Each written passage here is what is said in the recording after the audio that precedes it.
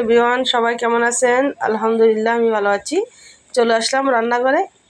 আজকে আমি পোলাও রান্না করব। দেখতে হলে আমার সাথে থাকুন।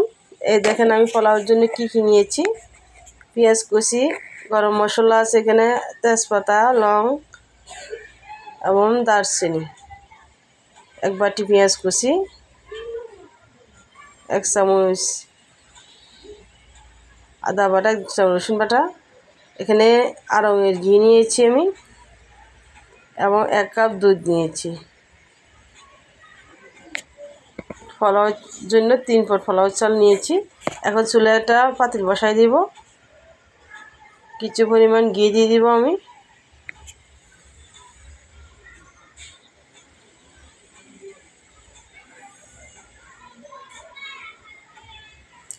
পেঁয়াজ কুচিগুলো দিয়ে দিব।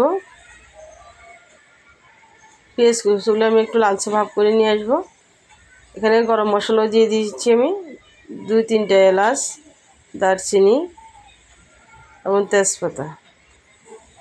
লালচে ভাব আসা পর্যন্ত অপেক্ষা করব। ভালোভাবে নেড়ে চেড়ে নিতে হবে যেন নিচে লেগে না যায়।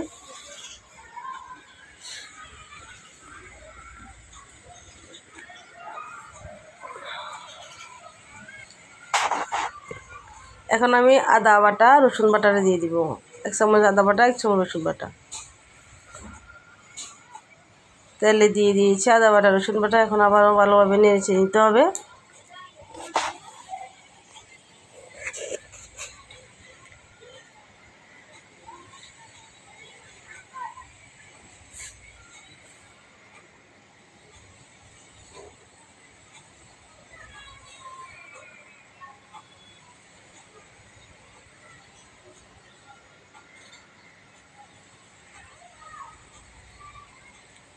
এখন আমি পোলাও চালগুলো দিয়ে দিব।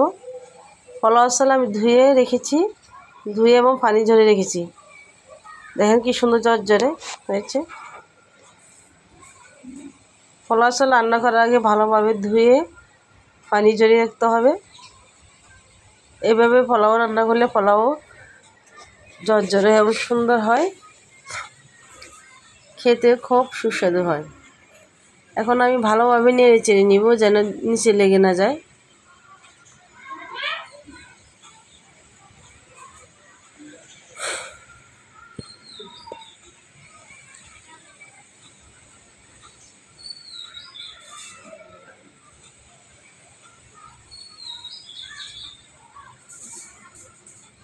দেখেন কি সুন্দর ঝরঝরে এবং সুন্দর একটা কালার হয়েছে তেলে ভাজার পরে।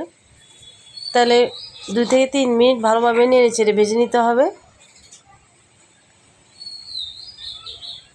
এখন আমি 1 কাপ দুধ দিয়ে দেব।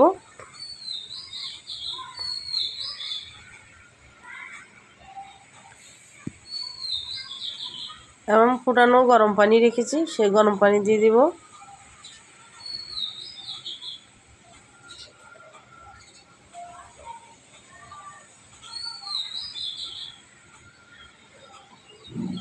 চার কাপ ফুটানো গরম পানি দিয়েছি।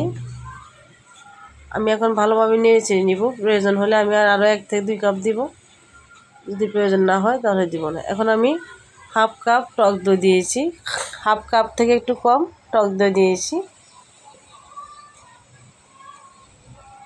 আবারও নেড়ে চেড়ে এখন আমি এখন একটু পরিমাণ মতো লবণ দিয়ে দিব। লবণটা আমি আগে দিই নেই, এখন পানি দেওয়ার পর লবণ দিয়েছি। আপনারা চাইলে আগে পরে দিতে পারেন। এখন একটা ঢাকনা দিয়ে রেখে দিব, বলক আসা পর্যন্ত অপেক্ষা করব। ও একটি ছোলা আমি বেরেস্তার জন্য পেঁয়াজ কুচি ভেজে নিব। এখন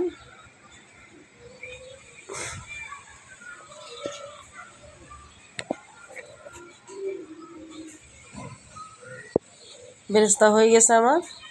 এদিকে পোলাও আমার বলক চলে আসছে, গরম পানি দিয়েছি এই জন্য বলক চলে আসছে তাড়াতাড়ি। আমি একটু ভালোভাবে নেড়ে চেড়ে দিব।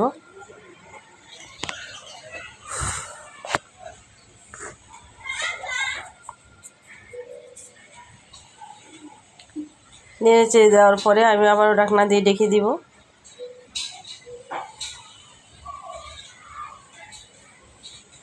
এখন আমি ঢাকনা খুলে দেখবো হয়েছে কিনা।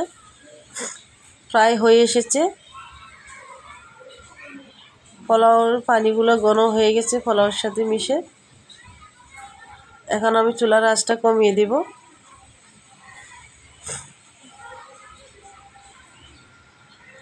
আমি চুলায় একটা তাওয়া দিয়ে দিয়েছি, তাওয়া গরম দিয়েছি, ওর উপরে আমি পাতিলটা বসিয়ে দিলাম যেন গরমের তাপে পোলাওগুলো ভিতর থেকে সিদ্ধ হয়ে আসে। একদম মিডিয়াম লোতে রাখবো, বেশি বাড়াবো না কমাবো না, বাইরে দিলে পুড়ে যেতে পারে, এই জন্য আমি চুলার আঁচটা মিডিয়াম লোতে রাখবো। আবারও ঢাকনা দিয়ে ঢেকে দিলাম। এখনও হয়নি, আর একটু হবে, গায়ে গায়ে ফাটি আছে এখনো।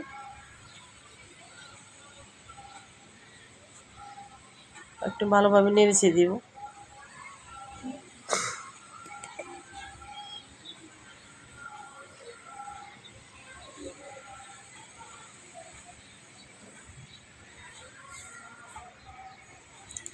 আবারও ঢাকনা দিয়ে ঢেকে দিব। হয়ে গেছে আমার পোলাও।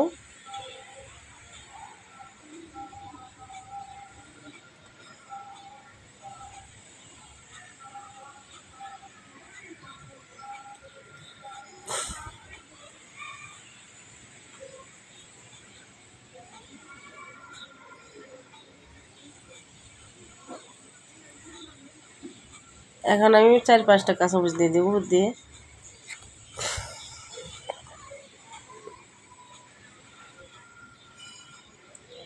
পেঁয়াজ বেরেস্তা করে রেখেছিলাম, সেই পেঁয়াজ বেরেস্তাগুলো এখন উপর দিয়ে দিয়ে দেবো। এভাবে রান্না করলে পোলাও খুবই সুস্বাদু হয়। আশা করি সবার কাছে ভালো লাগবে, আপনারাও এভাবে রান্না করে খেয়ে দেখবেন। যদি আমার ভিডিওটি ভালো লেগে থাকে অবশ্যই লাইক শেয়ার এবং সাবস্ক্রাইব করতে ভুলবেন না। বেশি বেশি লাইক শেয়ার করবেন। এখন আমি পরিবেশনের জন্য একটা বাটিতে নিয়ে নিয়েছি। দেখেন কত সুন্দর ঝরঝরে, ঠান্ডা হওয়ার পরে কত সুন্দর ঝরঝরে হয়েছে। দেখতে খুব সুস্বাদু, খেতেও সুস্বাদু হবে নিশ্চয়। আশা করি সবাই ভালো থাকবেন, আমার পেজটিকে শেয়ার করে দিবেন বেশি বেশি করে, যেন সবাই দেখতে পারে। আর নতুন নতুন ভিডিও পাওয়ার জন্য আমার পেজটি সাবস্ক্রাইব করে রাখবেন।